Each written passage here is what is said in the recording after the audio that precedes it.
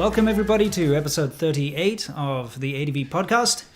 Once again, we're going to be talking about a lot of important things today, so thank you for joining us. All right, so to preface this, we know that on everyone's minds, actually it goes even further than just America. Yeah. Everyone's thinking and talking about the election, something I'm kind of tired of because I know it's going to take forever to figure this business out. Sure. That being said, we know that it has had a huge impact on the whole China sphere as well. Yeah. So we're going to commentate on that, but we got a bunch of other, I don't want to say news, a bunch of other stuff that we've decoded from the Chinese internet and friends and all that kind of stuff to cover.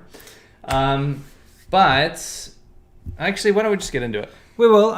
Before we do though, I would like to just say to everyone out there that yesterday I took my kid for a walk in the park and I was watching the other little kids playing football, or you call it soccer here.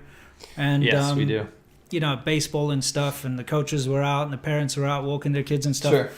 And it just occurred to me that this picture that the media is painting to the rest of the world, because I'm being contacted by family.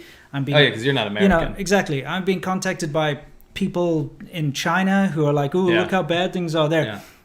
And I'm looking at this stuff around me and I'm like, you know what? Nothing's changed. Right. Obviously, if you go downtown where they're going to be doing their Antifa, BLM, Proud Boys, whatever nonsense, you're going to be looking for trouble. But in the average everyday life... if you're hunting for that.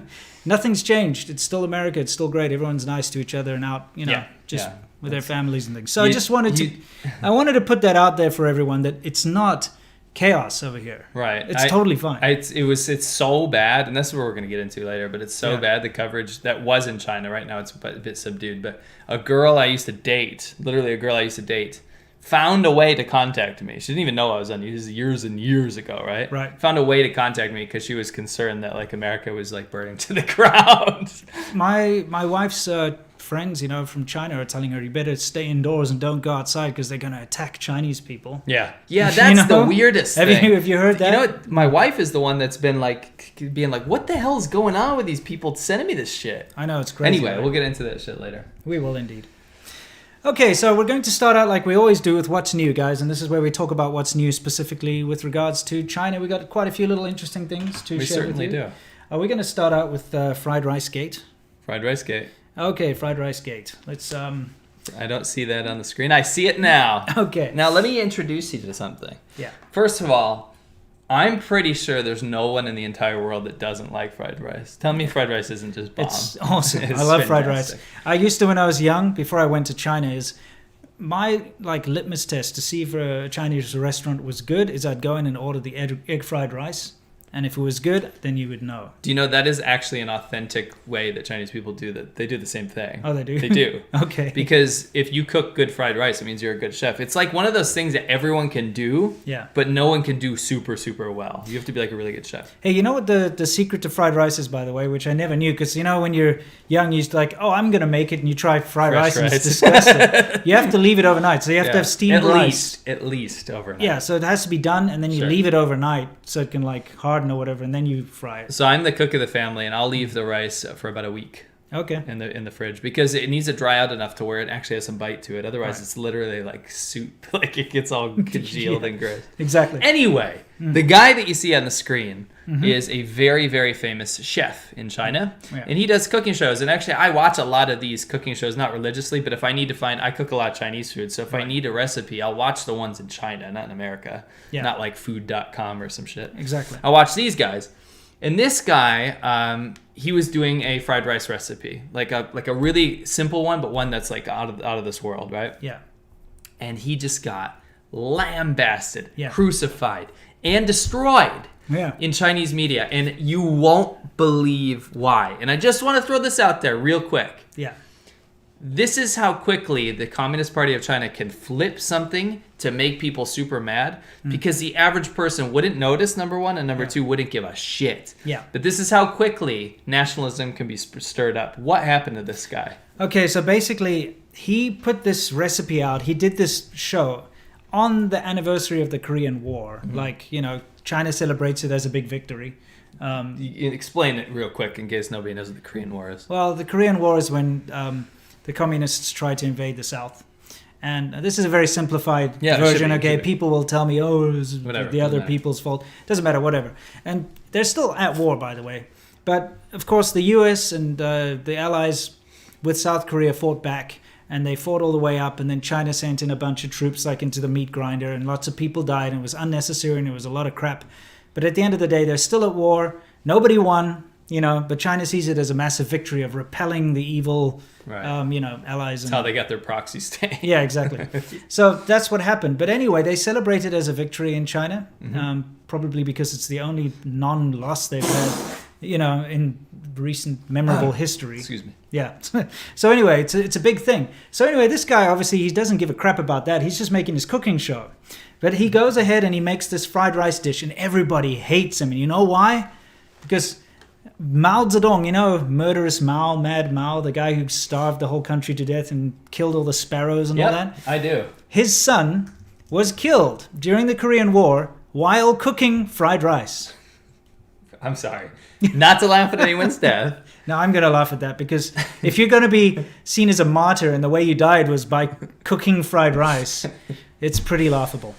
Dude, seriously. And they're going after him. Yes, this poor Because he chef. was insensitive enough to cook fried rice on the day that Mao's son... Who gives a shit about Mao's son? I know. He was just another privileged piece of shit in the war that that got to enjoy better privileges than everybody else. Sure.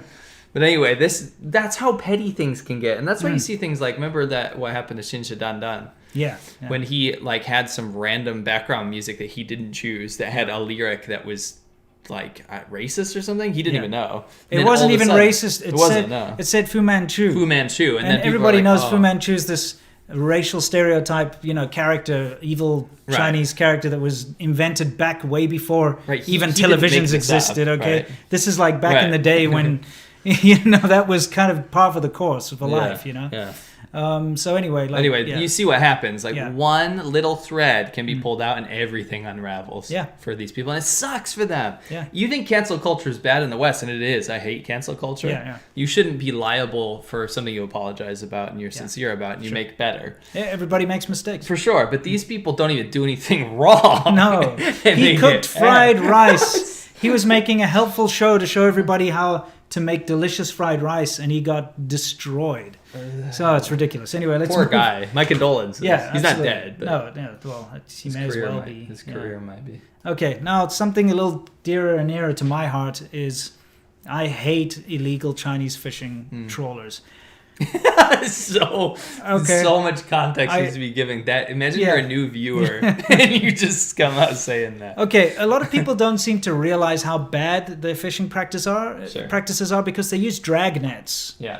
Okay, they Not literally the old show. They literally bring these, of course, these disgusting nets, and they drag them across the bottom of the sea, and they catch indiscriminately every last piece of living material within that area that they're fishing. Right. Drag it all up. They don't care about destroying ecosystems. They don't care about the fact that they've outfished the whole area.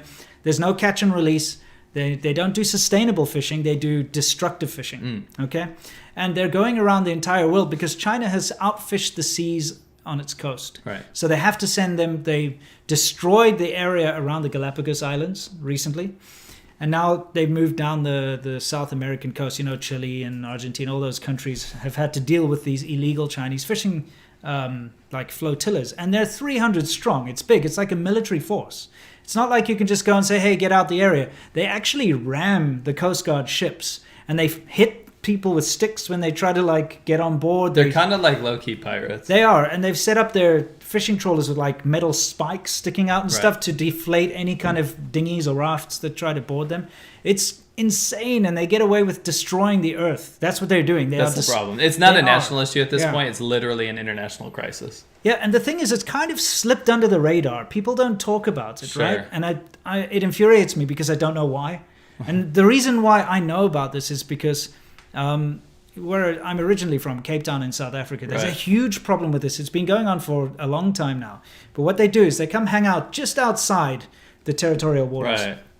And then at night, they turn off their satellite transponders, and then they go into the territorial waters, destroy the ecosystem, takes tons and tons of fish and sea life, and then in the morning they go back out and they turn their transponders back on. Right. Obviously, everyone knows what's going on. But especially around Africa and countries like that, they pay the corrupt officials to turn a blind eye. Nothing gets done. And they get to willy-nilly run around destroying ecosystems around the world. They are a disgusting, terrible force that we need to call in Captain Planet or something to take care of these guys. We actually watched Captain Planet. Yeah, we did. Just to want to see if it held up. Yeah. It doesn't. Yeah, nope. Anyway, the thing is, it looks like some of the South American countries, as we can see here, Chile, Colombia, Ecuador, and Peru, are kind of getting together and building a network of communication so that they can help to, as they say here, prevent, discourage, and confront. You get some Schadenfreude when you see some videos of like the I think the Argentinian one, they took him down. But that's just like one example. The Argentinians, like, they sunk, I think, one vessel in 2016 or something. Sure. And you're like, woo, that doesn't do anything. No. There's thousands of these rust things out buckets there. are everywhere. Yeah, they're just out there to destroy and pollute, and it's like literally like Captain Planet. Yeah, when is. I'm thinking about it, Yeah. it's like looting and polluting. Yeah, it's exactly. Not the way. Yeah, no, exactly. You should change China to like Loot and Plunder Incorporated or something. Whatever. There's so many parallels. Yeah. Seriously. Anyway, so it's good news that it's starting to get recognized by South America anyway. And who knows, maybe because of people like you who watch our show, you can spread a little bit of awareness, especially if you live in a country that's on the coast, Sure. Just figure it out, try to look it up, see what's going on, because it's bad. It's really bad. It's affecting the entire world. Anyway, Yes. and I'm not a Greenpeace tree hugger kind of person. You don't need to say that. Yeah, Everyone should care about the but environment. like, this is some serious crap that's going on. Anyway, so If you like to eat fish, you should be pissed off. yeah, where Even if you're are not you an going to get your environmentalist. fillet of fish or whatever Yeah, from McDonald's? because that's what people are after. The least popular item in McDonald's menu. Well, it's not even going to be there anymore. It's not going to be there. You're not going to be able to get that. Yeah. Right? All right, this is my story. Yeah. This is actually very close to the illegal border crossing that I saw. So a long time back, I went with my buddies to the Vietnam and Chinese border. I was on the Chinese side. Yeah. And long story short, the PLA, the People's Liberation Army down there, basically cooperates with the other side in Vietnam to allow human trafficking back and forth. Yeah. And more or less, this happens. The thing is, Vietnam is under a little bit of stress in these regions right now because it's going past just the illegal immigration side of things. Mm-hmm. There are tons and tons of immigrant workers, and you might not believe this, but it's happening. Thousands of immigrant workers from China going into Vietnam to work and make day wages and then go back because the economic slowdown in Guangxi and in Yunnan. Yeah. You might watch some YouTube videos or whatever and think that all of China is like on the rise or whatever, but it's regional just like anywhere else, Sure. right? So there's a huge economic problem down in this border region, which is traditionally poor as hell anyway. Yeah. So you go down to this area and you're getting these people that are jumping the border. And it's a pretty porous border. So either you cross through the stream, or a lot of these people are going through these back roads that'll they'll get off the road basically and then slip past all the PLA barricades and all that kind of stuff. And they'll go there and they'll make some money and they'll come back. And you wouldn't think that Chinese people would be going into a much poorer country for a day wage, but the biggest problem, the reason this has happened is because so much manufacturing. All these people that you're seeing in this photo are traditionally trained for manufacturing jobs, right? Yeah. And they're good at it, right? Yeah. Efficient. They're putting together your furniture. They're putting together your electronics. Yeah. They're putting together your toys, your Christmas decorations, right? All of a sudden, these people don't have manufacturing jobs because the factories have closed down because of tariffs and trade wars and things. Then they move to Vietnam. Yeah, exactly. And Vietnam's open game. They're like, yeah, we'll take America's side in this. Yeah, we'll take the rest of the world's side. We'll take these manufacturing jobs. We went to Vietnam, saw how polluted it is now. It's crazy, especially up north where we were riding. Yeah, it's like China 15, 20 years ago. And it's insane the amount of development that's happening, but it's literally created chaos where the Chinese workers actually have to go into Vietnam to take their old jobs back. And the Vietnamese authorities are getting brutal on it. So you still have the bullshit corruption where people are going back and forth. Yeah. But nowadays you have these like migrant workers that they're concerned are going to take away local jobs.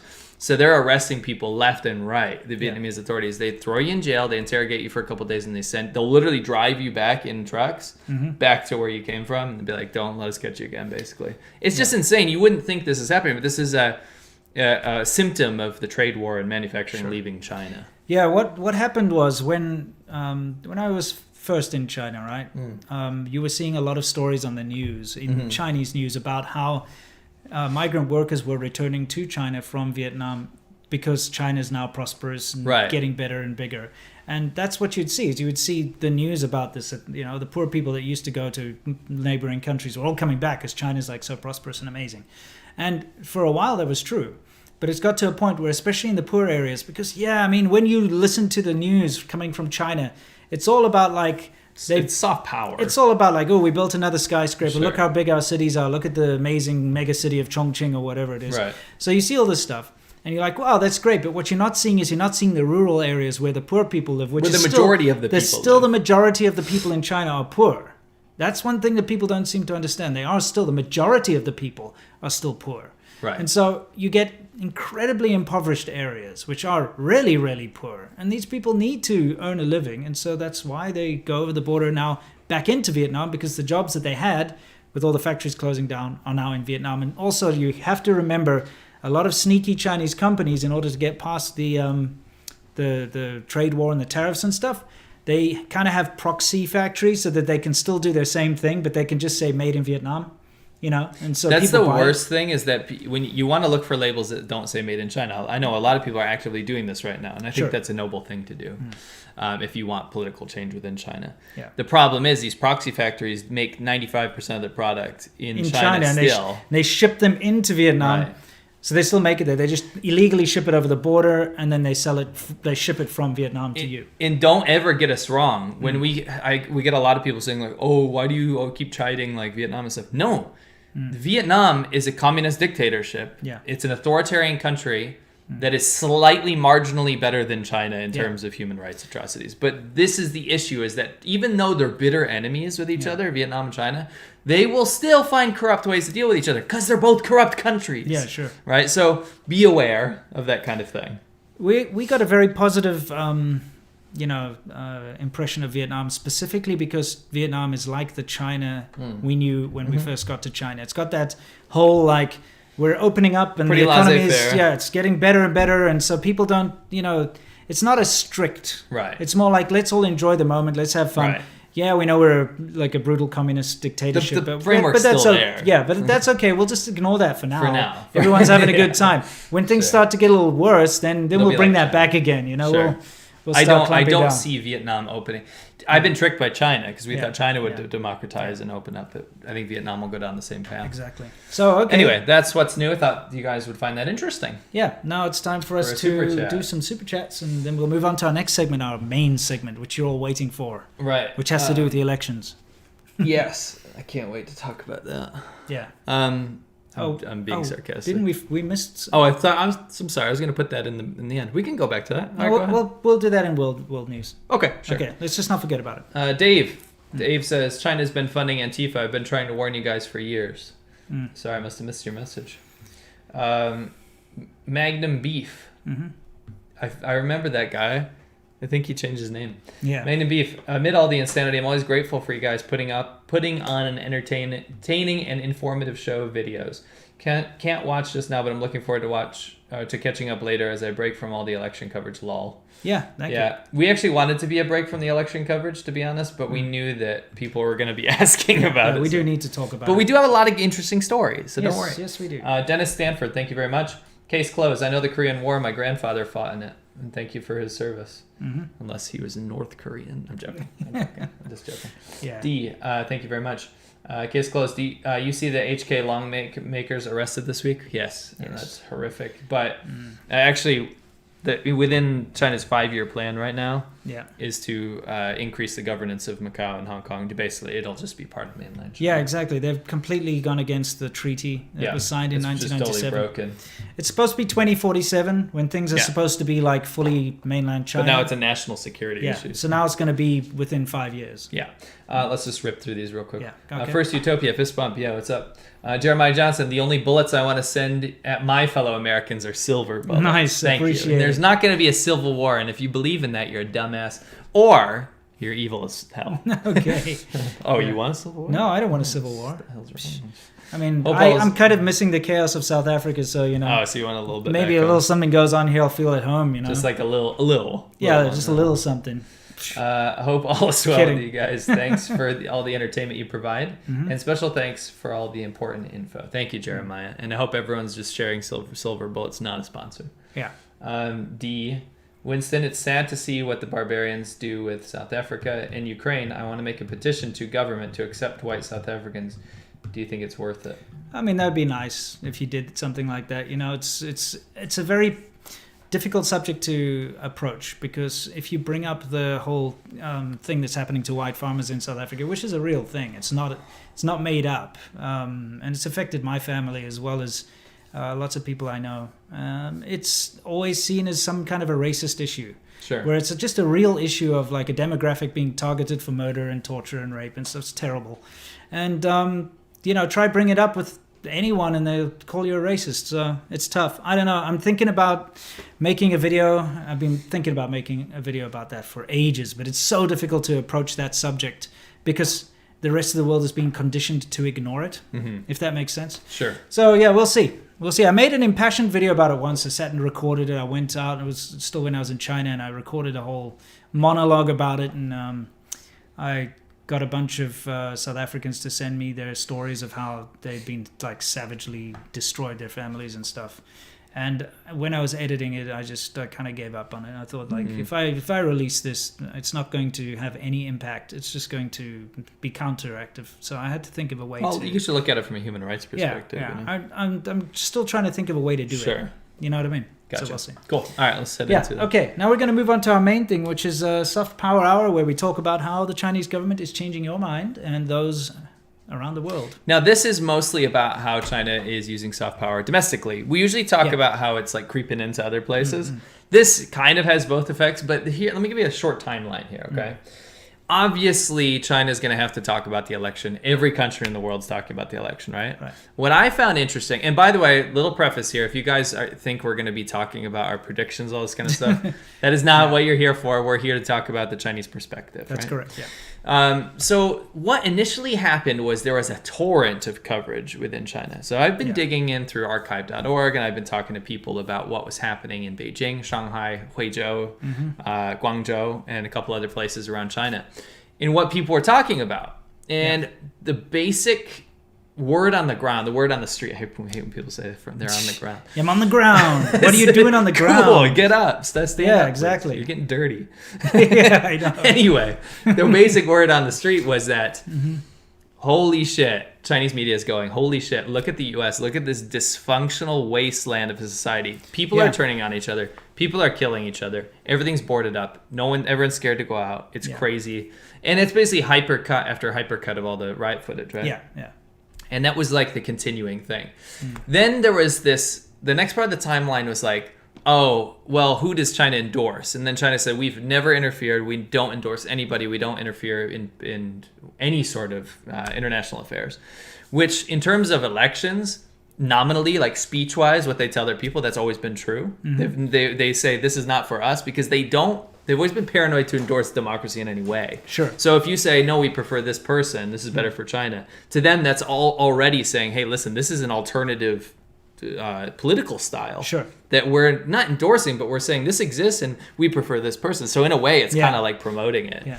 So that was the beginning of the timeline. But then eventually they kind of came out and said, well, listen, Biden would be less harsh on China. So they kind of endorse, like, unofficially endorse him. Yeah. Then Biden came out and said some bad things, pulled the same rhetoric as Trump did in terms of like his anti-CCP rhetoric, right? Sure. Whereas calling people thugs, saying that there's human rights abuses, both sides were playing off this, right? And it was very apparent that if any of this news would leak out to the Chinese populace, it's not good because it just shows a bipartisan support for not supporting the Communist Party of China. Right. So what they did was start to squash it. And look at this Global Times article here, right? Yeah. If you look at this headline, what does it say? It says, U.S. elections attract few Chinese fans. So it went from this big, huge spotlight on what a F-up this is, to now there's very, very little information online, okay? Yeah. And what I want you to do is scroll through here. If you go on Xinhua, which is this is the big dog, right? Yeah. This is where all the other little news things basically filter up. Exactly. Xinhua is like the head of the stream. There is only one minor article on the entire front page, where previously all these other pages were littered with this stuff, right? Yeah. So to go back to that Global Times thing, what they're trying to do now is instead of shine a spotlight on the election and all the turmoil and chaos that everyone's dealing with, if you go back to that, just so people have a little point to look at. Which one? The Global Times one previously. Okay. If you look at this is now what it is. It's like the article, I had a fun time reading. I'll actually read... something from the article? I'll read something from the article. Okay. This says, the Global Times says, originally this is what they were saying, okay? It said, absurd! The president jumps the gun before the election results are out. And they also reported that the prime minister of Slovenia had called Trump's victory prematurely. They were firing these articles out. But then this is what you're seeing now. Okay? Yeah, sure. This is the kind of crap you're seeing now. This is from today, okay? Basically, long story short, this is what the article said. It said, before, Chinese people used to look favorably upon the U.S. because they had a democratic system. They had a choice. Mm-hmm. But nowadays, Chinese people don't even care. Even Chinese Americans, they don't even care anymore. Sure.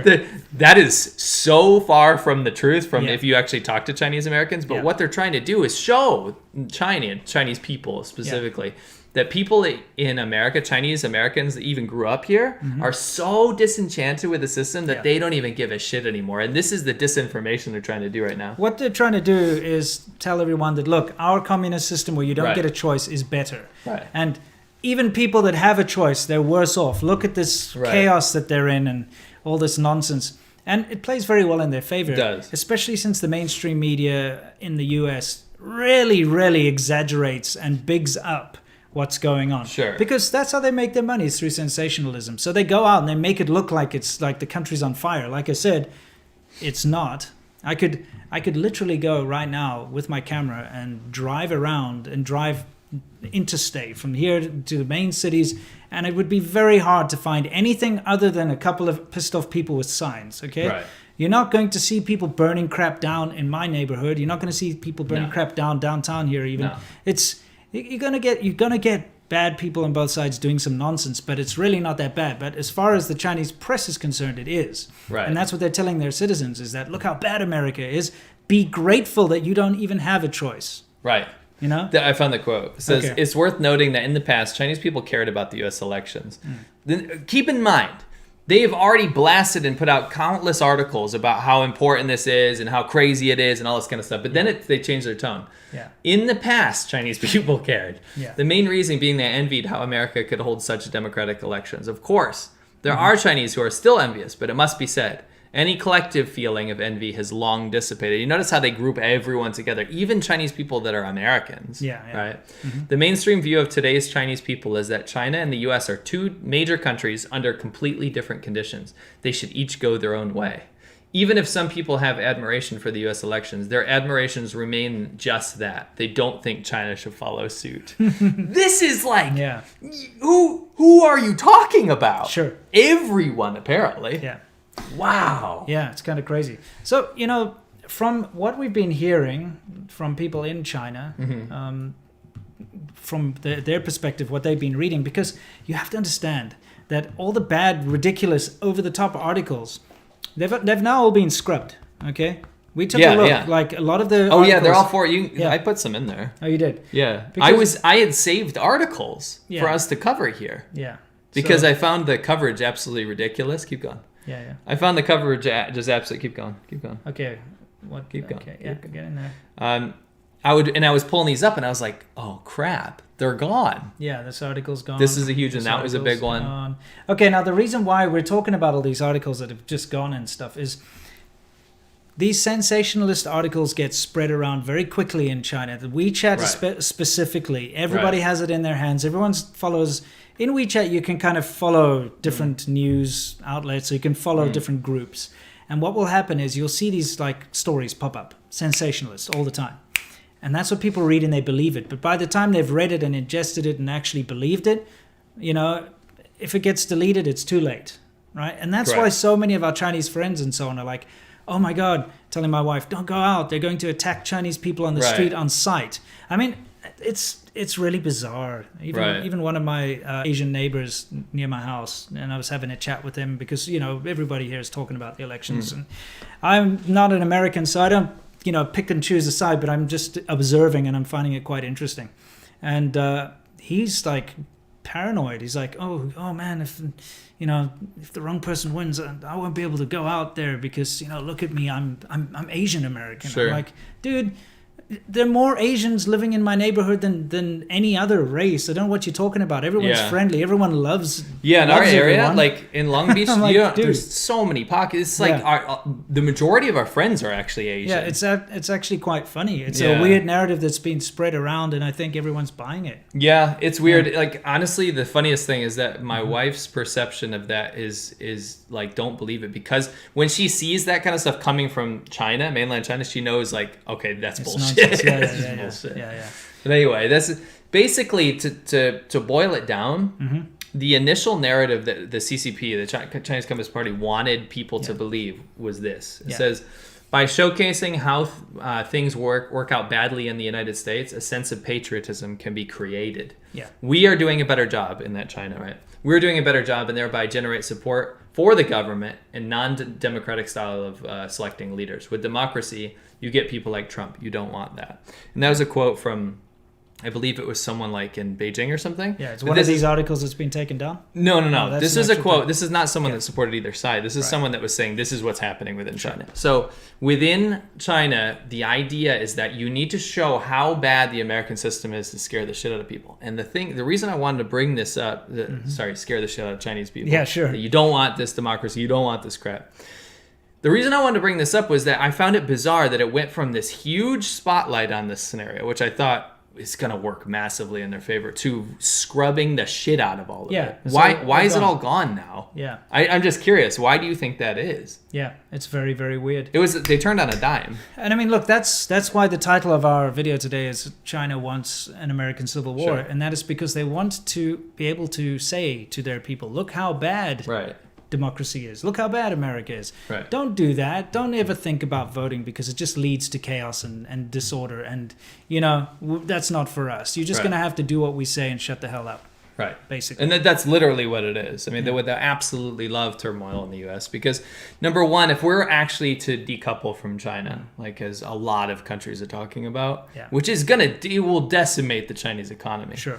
The only thing they can do is really focus on domestic stability at that point. And if there is outside, I almost spoke Chinese. If in America there is instability, it's a great poster child. Sure. That's why I thought it was so interesting that it wasn't interesting. It was very normal that they were covering it like they always do. But I just find it so weird that they turned off that tap right now. I don't know what's going on. Just remember, in China, social harmony and social stability is the utmost important thing. Right. That's why they've got this terrible, obscure law that they can arrest anyone, for any reason that they want, and just say that you're disrupting social harmony. Yeah. That's the charge. Yeah, that is the charge. So because you posted something online that upsets somebody, they'll say you're disrupting social harmony, and they can lock you away forever if they want. Right. That's the thing. That's why it's so arbitrary in China for arrests. It is. Anyway, so that's the main topic. Yeah. We've got a lot more. We got a lot more to come, so don't go anywhere. Okay. Don't touch break. That dial. There's no commercial break. Just super chat break. Okay. Yeah. What do we got here? Sorry. Magnum Beef came back and he said, "No worries, guys. I'll take election coverage from y'all before any of the mainstream stuff I've been watching. Thanks. We didn't really cover the election. Yeah, but thanks. Yes, it's Orc Monkey 2000. It's Orc Monkey 2000. We know you, bro. We know, or woman. We don't know. CC, £5. Thank you. Twitter flagged Trump's tweet and claimed it was misleading, but rarely does so on tweets from Chinese state media. Is this censorship for political gain? Well, tit for tat. I think it's absolutely ridiculous in censorship in any way, shape, or form. However, they did remove 150,000 Chinese accounts, but Twitter is not... I'm no friend to Twitter. No, I'm just going to throw that out there. I really don't like Twitter that much. The reason I think a lot of the Chinese state media stuff gets through is that there's a lot of...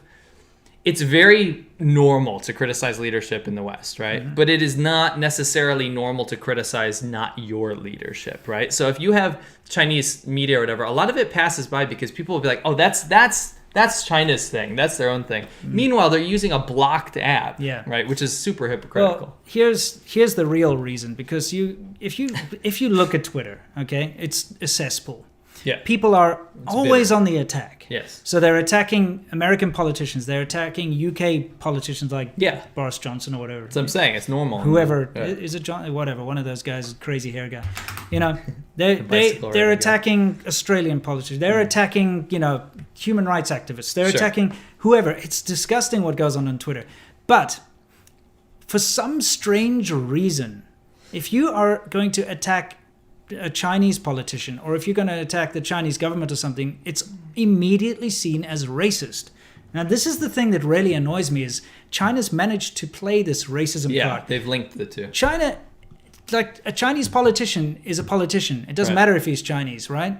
Okay? And it's a nationality anyway. And it's a government organ. You can criticize them. But for some bizarre reason, they've managed to convince these Silicon Valley companies like Facebook and so on that their feelings get hurt and that it's a racist thing to say that something's wrong with China or something's wrong with that Chinese politician. And it's worked.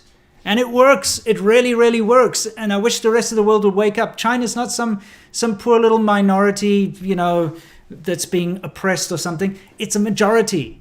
China's a massive country. When you're in China, you will understand that the most of the people in the world are Chinese. It's everywhere, okay? They're huge. They're literally huge, okay?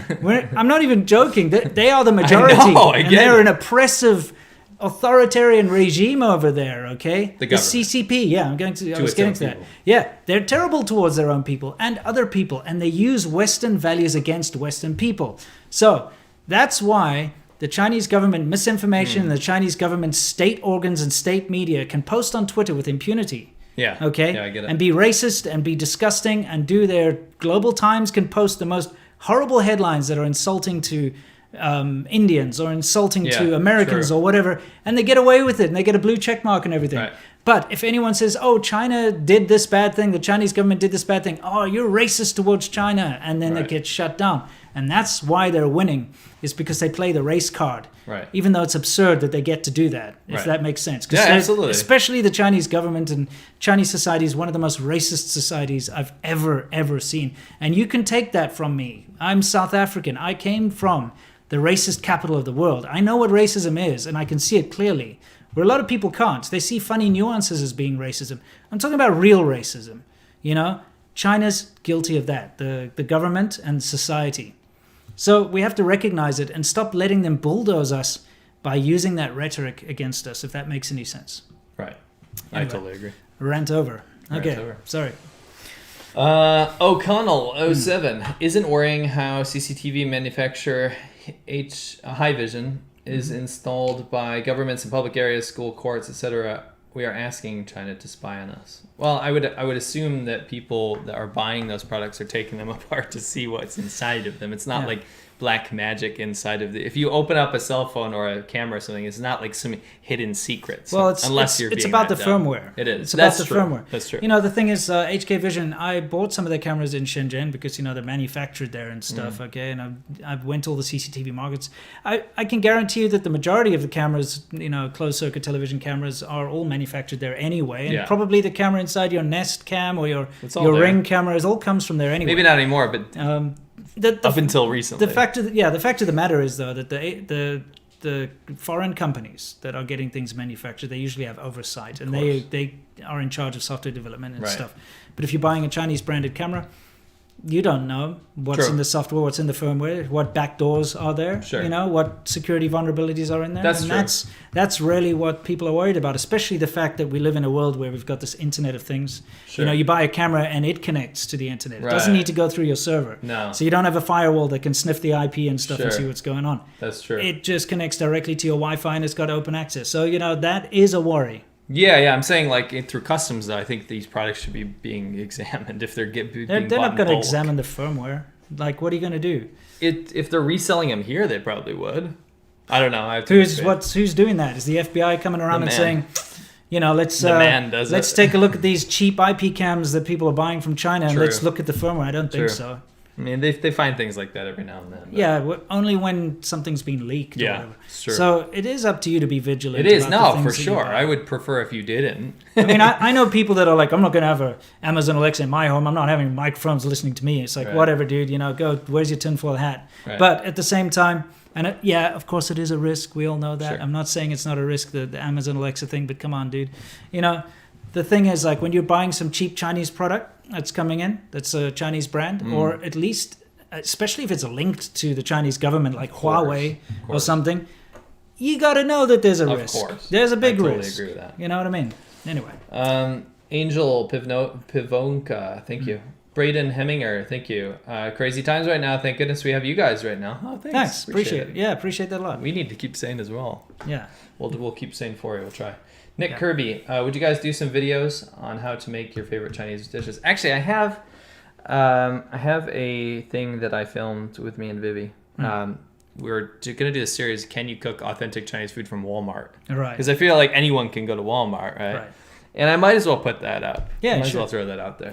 If you want to go, my wife has a channel. It's called Who Knows, HU Knows.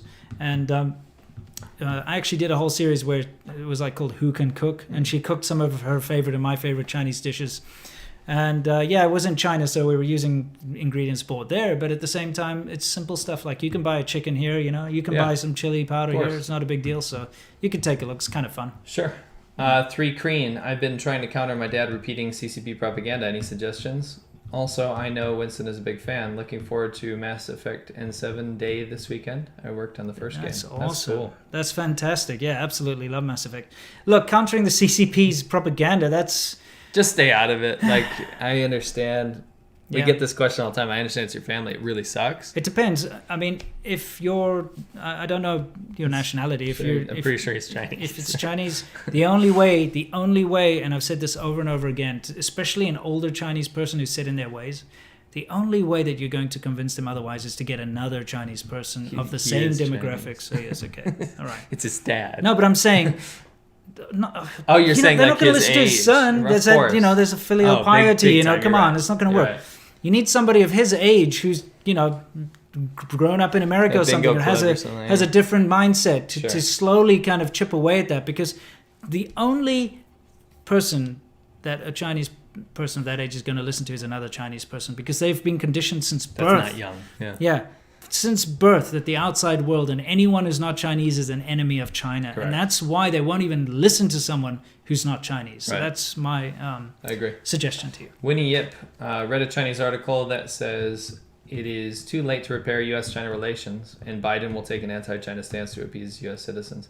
That's kind of the defeatist attitude the CCP has right now. There's no faith in the American system. So it's basically they know that it's going to happen, but they're also terrified of the decoupling, especially economically. I think people have finally woken up, and the problem is China's been caught with his hand in the cookie jar one too many times, and it's reached a point now where there's no more hiding it. There's no more just like, it's okay, we'll let you get away with that. No. Let's move on.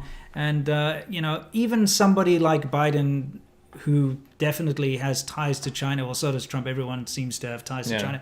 But even someone like that can't just go out in public and say China's great and wonderful, and there's he's going to have to do something. Otherwise the people of the USA are going to lose faith in him. It's like that in Western Europe. It's all over now. And at least Trump went out there and started to talk about China and bring it to the attention of the people in America. That's something I respect Trump for a lot. It doesn't matter if he's a buffoon or whatever other problems that he's brought forward. Is probably the biggest figure in the world right now who's actually calling China out on certain things, because they've been getting away with stuff for decades. And when you've lived in China, especially where I did in Shenzhen, where you see where everything's manufactured electronically, and you see how the people who can create a little widget for like 10 cents and ship an entire container of these things for free because of government subsidies and trade subsidies, because they're, in the World Trade Organization as like a developing country. You see all the shortcuts that are taken, and how China has been taking advantage of the rest of the world and completely destroying the ability of other countries to keep up. Right. Because if a 10-cent widget can be sent for free anywhere in the world from China, there's no way that a local person who's building the same widget will be able to compete. It's not possible, because the labor costs are too high, the material costs are too high, the shipping costs, just to send it from America, from within the borders of America, costs more than it costs for them to send it all the way from China. So you see all this kind of stuff happening in front of you. And I think Trump, being a businessman, first and foremost, cottoned onto some of this stuff and said, enough's enough. And that's why this whole trade war started to come to the front. But that's something I respect him for, is being able to do that and bring it to people's attention. And it doesn't matter what I think or anyone thinks of the man. That's one thing that he did right. And I'm hoping that if Biden wins, he will continue along this path, you know. So this is just something that we all have to I don't be think there's mindful any other of. option. Yeah, but I mean, this is the point, is China has been caught too many times. Sure. And so it's just not possible, Yeah. you know. Cool. All right, let's move on. Let's move on. Okay, guys. Now, we are now moving on to the worldview. We got a couple of interesting things here. We're going to start with a cautionary tale. And we did talk about this For last all you time. auto manufacturers out there. No, this is not for auto manufacturers. I'm This is joking. for anyone Business who people still like has that. the notion that doing business with China is a good idea. Sure. You know, I think the kind of ideas in the zeitgeist take a long time to peter out. Back a decade ago, everybody was saying China is the best investment. Teach your kids to speak Chinese, Sure. because in the future, all business is going to be done through China. Sure. Which was a good prediction. It was. It was a good prediction. And you know what? It was valid at the time. It was. People were going to China, setting up factories Sure. and making things like, I'd say 2 decades ago, a decade and a half ago. And they were becoming successful, and it was good. But unfortunately, that is no longer the case. Right. Okay, you can't do it. The labor costs are too high. The protectionism of China, all the nonsense that gets in the way is now preventing that. You can't just as an average guy go over there and start manufacturing a product and expect to make things work. It's not going to work like that anymore. No. But unfortunately, a lot of the average person on the street still has that idea of Right. 10 years ago Right. that you can do this. Right. So let's talk about what happened to Saleen. So Saleen is a car company that soups up Fords, basically. Yeah. And what happened was Saleen thought they could break into the Chinese market, Yeah. thinking that they could tap into that really ultra high-end market, right? Mm-hmm. They even got, what's that dude that looks like you? Oh, the Jason Jason Statham. Statham. They got Everyone him said to I go used to. over. Not anymore. I'm too fat now. Right. Anyway, they Yeah. went over to China to release their new product line, right? Yeah. And they said basically to these massive Chinese investors, they're like, "Yo, this is the future. Yeah. You guys got the money, we got the cars, we got the ideas, right? This is going to be huge." What happened very quickly after was they were investigated for fraud, Yeah. completely out of the blue. Wait, and bear in mind, this is after they'd already invested. Oh, yeah, set up the everything's done. set up the Yeah. factories. Everything's there, all their IP. They've now started to produce the vehicles. They have a showroom. Everything. Is in Jiangsu, I believe, Yeah. province in eastern China. Yeah. So everything's all set up, and then they got hit with 500 different Chinese patents. So the Chinese investors and the people working there, what they did was go and lay off everything, lock everything up. Yeah. They shut down their Shanghai showroom. Everything got seized, and then they got 500 patents for every part and manufacturing process of the saline. Yeah. The saline brand was lost to Yeah. China. Yeah, now belongs to China. In China. In China. So, I mean, it just shows you how they work. They take the product that's there, the intellectual property, Right. and then they patent it for themselves, and then you can't fight it in China. Right. Remember what happened to our friend Mark and his bar? Yes. Do you remember that? I got to do. tell the story. Yeah, go for it. So, Sorry, I have Yeah, to throw something out there. yeah. They, for some bizarre reason, YouTube decided to log us out, so I can't see the super chats coming through. So what I'm doing is copying and pasting all of them coming in Okay. because all they're right. not saving them here. Okay. So feel free to keep sending them. I'll stockpile them while we talk. All right.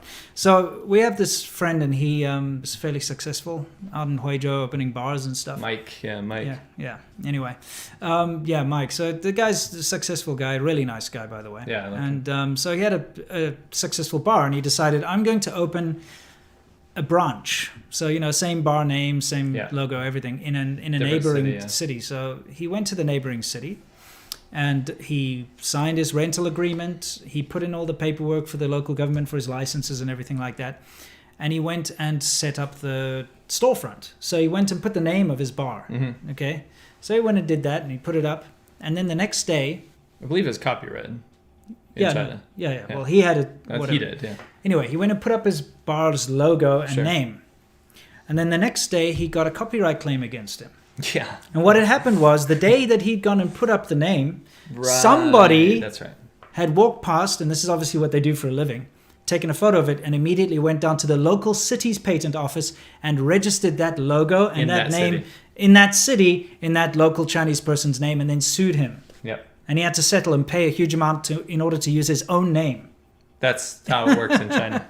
Yeah, so just to let you know, it's kind of ridiculous. So yeah, that's basically what happened. So now Saleen's back to modifying cars in the U.S. Yeah, so that's a cautionary Good tale. job. Yeah, it's a cautionary tale. You should read about it in more in depth. Honestly, though, this is so many examples. Yeah. That's not even funny. Anyway, all right, let's continue. Yeah. Next on Worldview, we have let's skip that one. Let's skip the video thing towards the end. Okay. Yeah, we'll do. I actually think, Winston, I think that maybe we should just explain it and let them go see the video.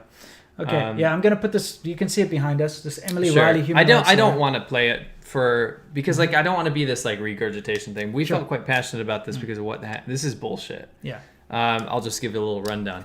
So this woman, Emma Riley, she's a human rights lawyer, but she's in the UN. Yeah. Okay. In Geneva. In Geneva. So what was happening is she realized that, the whole Xinjiang Uyghur situation. China set up these concentration camps for the Muslim minority called the Uyghurs, the people that don't look Chinese, they have their own culture and all this kind of stuff. Muslims. Yeah. Muslims, yeah. This is not their only identity. Sure. They're a Turkic people. Yeah. They have their own vast culture. But anyway, the point is they're trying to Hanify. They're trying to Sinify the region. Sure. So they're setting up these work groups and all these concentration camps. Really. Yeah, it's forced labor. Forced really. labor and stuff. And what's happened is it caught the world's attention, rightfully so. It's it's modern day genocide in a fairly developed country. Yeah. So people are talking about it, and obviously people thought it was insane when China joined the UN Human Rights Watch Council. Sure. Because they were currently participating in cultural genocide. Yeah. So why would you allow an authoritarian dictatorship, and for example, like Saudi Arabia is in it? It's a big joke, right? Why would you allow a nation like this to join the Human Rights Council? Well, it turns out, what does she find out? Well, what's been happening is, when you go to appeal the UN Human Rights Council, so let's say you're an activist or you're a dissident or you're somebody who's a refugee or something, you can go to the Human Rights Council to plead your case, to go and say, look, this is what's happening in China. This is what's happening, and it needs to be sorted out, you know, that kind of thing. So what would happen is before these cases would happen, okay, because you have to make an appointment. So say I, Winston, want to go and make a plea to the Human Rights Council. I have to make an appointment. They get my details, and then they set me up a schedule to come in. Right. What was happening is China would ask the UN Human Rights Council the names of the people who are going to come in, the Uyghurs who are going to come in to plead their case beforehand. So before they came in. Right. Then what they do is not what they would do, what they are doing right now.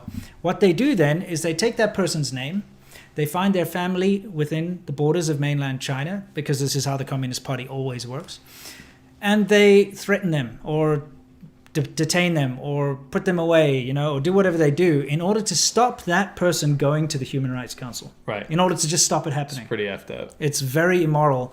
And apparently, China is the only country that the UN allows this to happen with. So the UN is giving out this private information, this very sensitive information of these people's names to the Chinese government, which is absolutely abhorrent. It's terrible. Right. It's literally, it's participating in said genocide.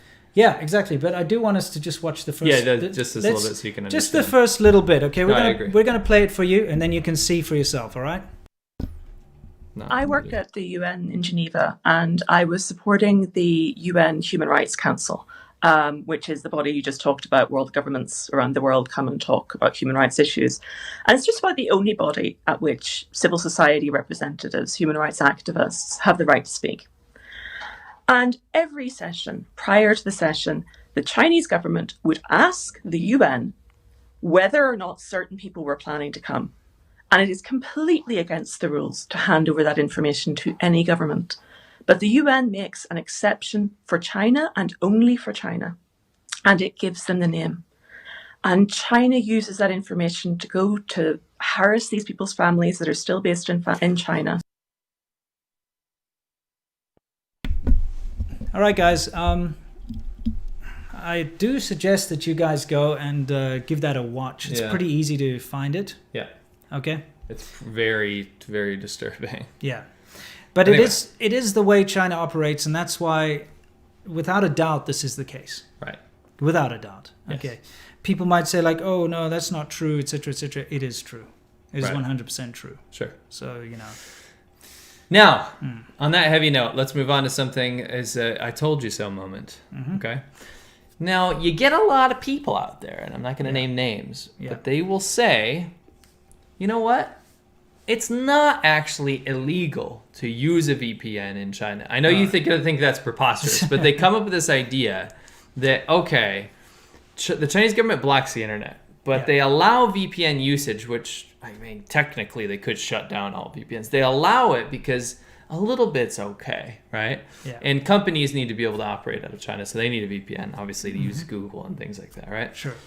And obviously the Chinese Communist Party needs a VPN because they need to freaking use Twitter and YouTube and all these services. Well, I mean, they block let's be honest, the Chinese Communist Party doesn't filter their own thing. You know what I'm saying? Yeah, sure. They need to have unfettered access to the internet, but the people are not allowed Yeah, exactly. People are not allowed. Anyway, my point is, there is this bizarre rhetoric that I see amongst, let's say, pro-CCP influencers that like to say that the use of VPNs is totally legal within China. It's just you can't promote or sell a VPN, okay? Now, of course it's not. This is a police record from the People's Government of Zhejiang Province, that's just in eastern China. A man, and this is not a porn charge, this is not a distribution charge, a man was arrested for using Lantern VPN, for using it. Yes. That's it. Why? What was not he doing? for a crime. And you know why? Because he was looking up information on Wikipedia, which is blocked in China. Right. He went on Wikipedia. That was his crime. Yeah. Yeah, I mean, here's... no, that's next. That's the next one, sorry. Okay. Yeah, you know, it really is quite sad, but the Chinese government blocks the internet for a reason. They do not want the local citizens to be able to have any opinion other than that which they're given by the government. So they're not even allowed to look elsewhere. No. It's forbidden knowledge. You cannot see what the rest of the world is talking about. Wikipedia is blocked. I mean, just think about that. How often do you use Wikipedia? How insanely insecure is it to block Wikipedia? Yeah. That's literally like 1984 and they like lock up the books. Yeah. It's like you're not allowed to learn. Yeah, that's exactly what's going on. They have Baiku, which is their own version. Yeah, which is heavily censored. Which is like Tiananmen Square was awesome. Yeah, exactly. Basically. It was good. It's what formed China. China would not be as strong as it is today if it wasn't for what we did. Death and murder. Yeah. You know, it is insane, but all of the websites that you're used to are blocked. We keep saying this, but name a website, it's blocked in China. So if you're circumventing their censorship in order to get out and see things which they don't want you to see, it's not legal. No. And we've heard that argument before where people are like, oh no, it's fine. Like if people really want to see, they can just get a VPN. No, you can't. No. It is illegal. You can get arrested for it. Here's proof. Right. You know where this gray area comes from? What? Not gray matter, that's for sure. Is foreigners, okay? Because if you're a foreigner using a VPN in China, you're not really going to get into any trouble. No. I mean, they might tell you not to do it. No, because you live outside of the Chinosphere. And you're not Chinese. You're not a Chinese citizen. It doesn't apply. Yeah. Yeah. If you were using a VPN, they could nail you on a VPN charge if you were doing anything with it. Absolutely. And I mean, there have been circumstances where people have been confronted in public about by the cops saying like, hey, what are you doing? Oh, no, if we got thrown in jail before we left, that would have been one of the charges that they would have just thrown at us. But you see, a lot of the influencers, especially YouTubers within China, they use VPNs. Obviously, they have to get onto freaking YouTube. It's so ridiculous that they have to use a Western, thing to promote censorship. But they use VPNs all the time, and then if they haven't seen any trouble for it, so they somehow believe that it's okay. Do you know what it is? What? It's very simple. And I've said this multiple times, and I've said this to the media recently, actually, which we won't tell you which media because I don't want to give them a spotlight. No. I said this to the media, and they kindly didn't include this part of my article. Sure. The majority of people that you will see supporting the Communist Party of China or authoritarian regimes do not speak Chinese. Yes. We are showing you an article that we found, or an actual police report, because we can read the police report. Yeah. The people that go out of their way, whether they're compensated or not, to live in a dream world that authoritarianism is cool and let's let Big Daddy CCP and Xi Dada take care of everything, do not have meaningful relationships outside of their wife or girlfriend. Yeah. They do not speak Chinese for the most part. Yeah. And they don't understand the world around them in China, so they can't fathom that some atrocities or horrific things are happening because they haven't been outside their region or don't, when they leave their region, don't understand what's happening around them. Or they're just not allowed to go there when they're traveling. Like, oh, you can't go into this area. That's a good point. They don't see it. Or they're not even interested in it. That's the problem, is they're not, a lot of these people will live in China painting this picture about how the government's amazing without having a meaningful relationship with Chinese people. To me, that's very elitist. Yes. You know what I mean? You don't understand what's happening. It is illegal to use a VPN in China. Yeah. That is against the law. Yeah, exactly. Just because you get to do it, it's not fair for Chinese people to go to jail for it. Sure. Right? So you, Mr. Piece of shit YouTuber in China that's stroking the Jiba, the CCP. Yeah, exactly. You're using a VPN and telling everyone it's okay when other people maybe get the idea from you and go to fucking jail. I know, You right? know what I mean? It's not So correct. imagine you hop the Great Firewall of China and see like these like white YouTubers or whatever. They're like, I better get a VPN. Sure. and they're behind bars. I know. It's ridiculous. It's ridiculous. So anyway, what's our next thing? Something about the Hong Kong police. So this is effed up too. Yeah. So we might as well just say it. Hong Kong is done. My heart goes out to Hong Kong, and I hope they keep up the fight. Sure. The thing is, Hong Kong, legally, if you are a critic of the Chinese Communist Party, you might as well call Hong Kong done. The reason I say that is now, because the national security law has gone so far that it's snitch time. You can explain snitch time. This is another communist favorite, and if you've ever watched 1984, which you still haven't watched the original one, I still haven't watched the remake, but it's all about snitching on your neighbors. It's all about snitching on your family to get favors. This is something that happened during the Cultural Revolution, big time. Right.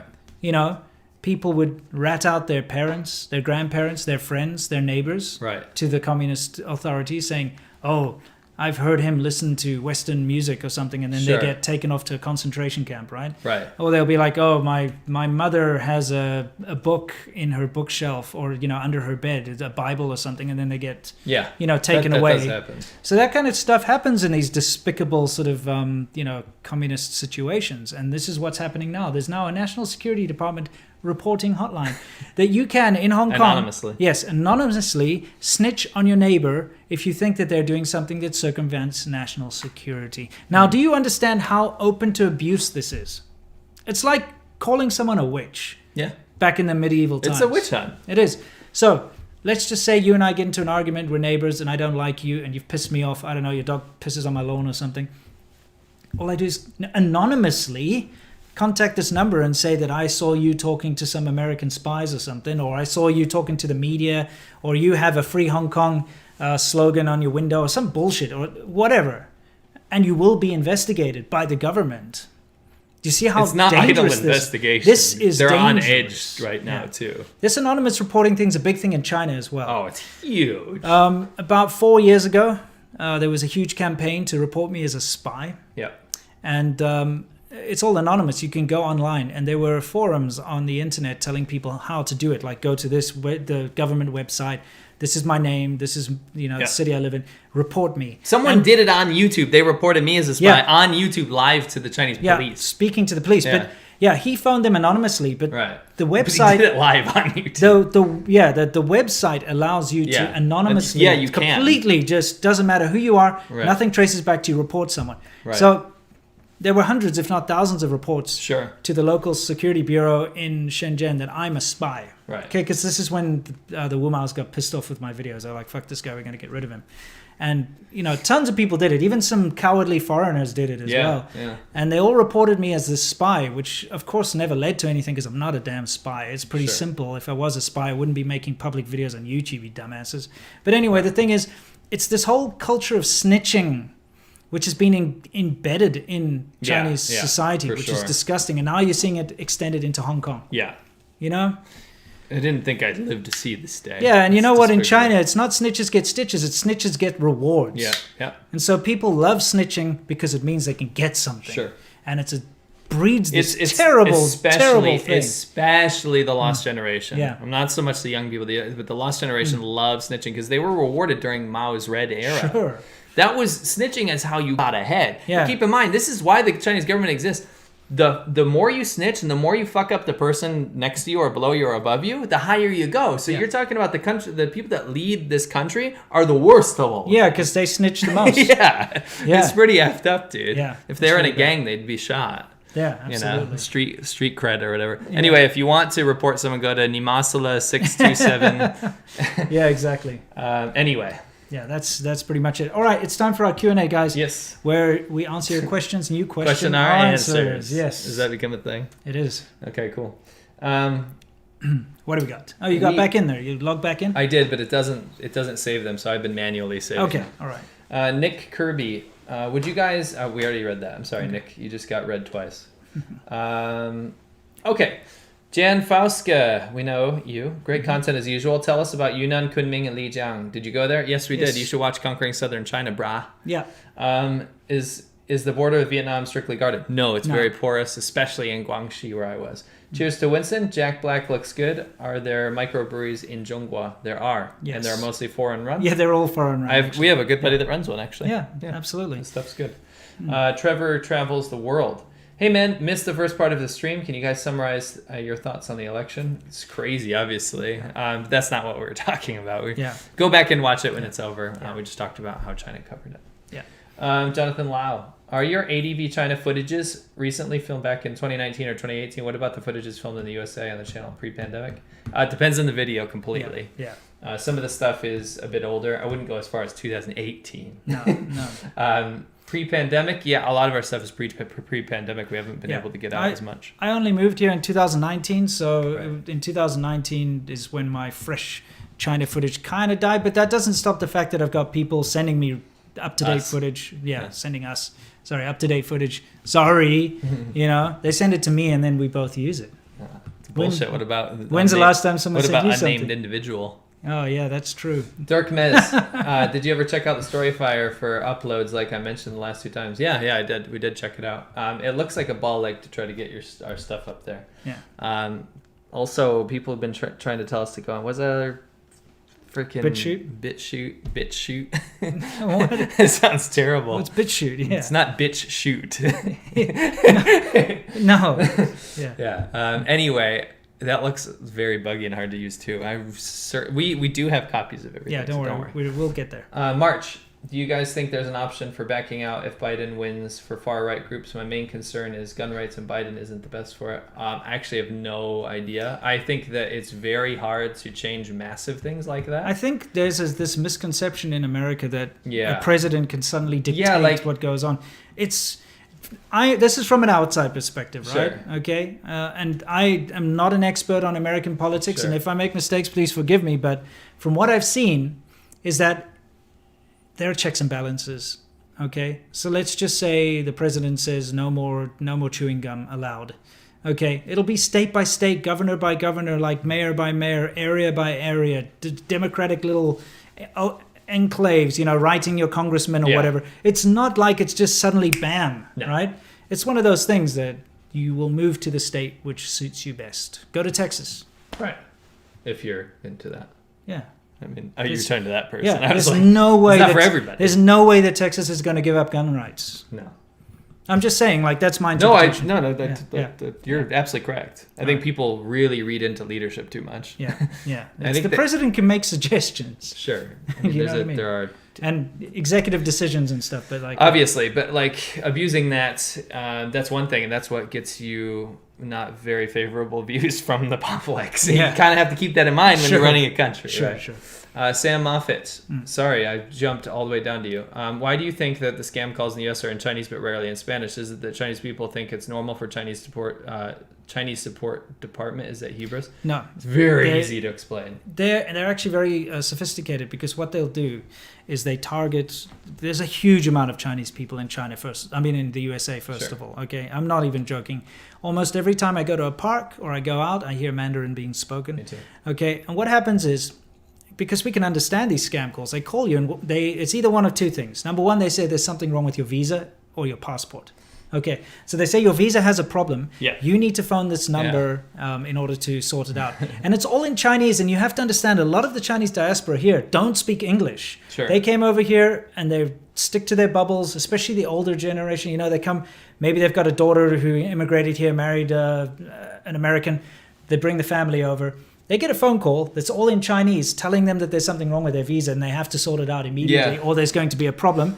They react. They'll call the number. They'll fall for the trick. I have a perfect example. My wife and I just made friends with a mainland family the other day. Yeah. And we're getting super close. But the problem is their family that they brought over, like you said, they don't speak English, right? Yeah. Our friends speak flawless English and they laugh at this kind of stuff. But their parents fell victim to this when they were at home. When they were hanging out with us at the park, right? Yeah. So they call back this number and they freak out.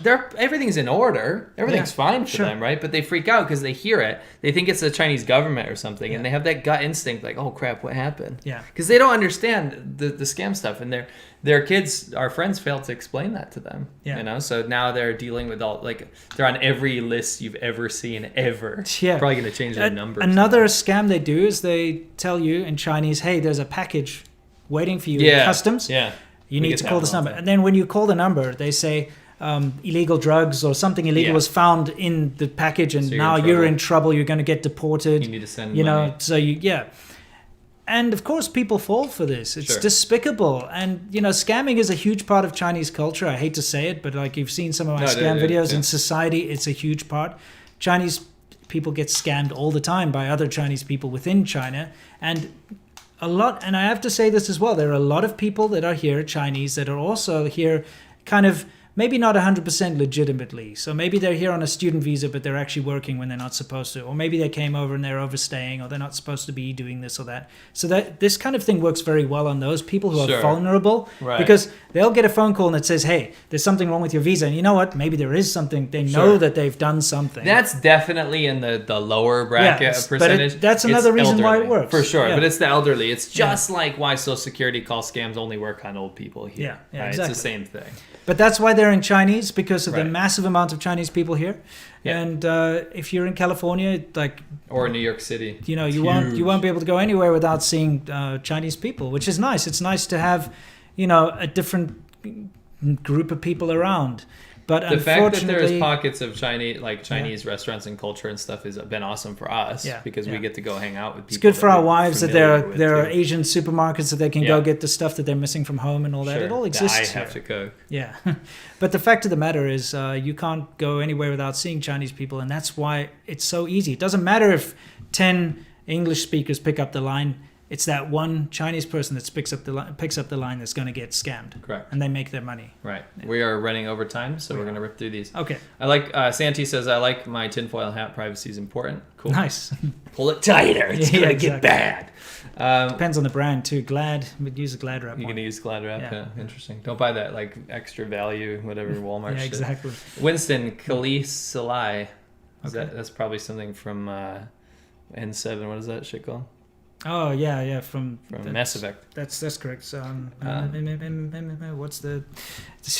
I love Mass Effect. Fan you are. No, I know. I'm sorry. It's been years because that's what is wrong with me that I cannot remember this. It's gonna bug me so much. Dude? No, it's the flotilla spacefaring.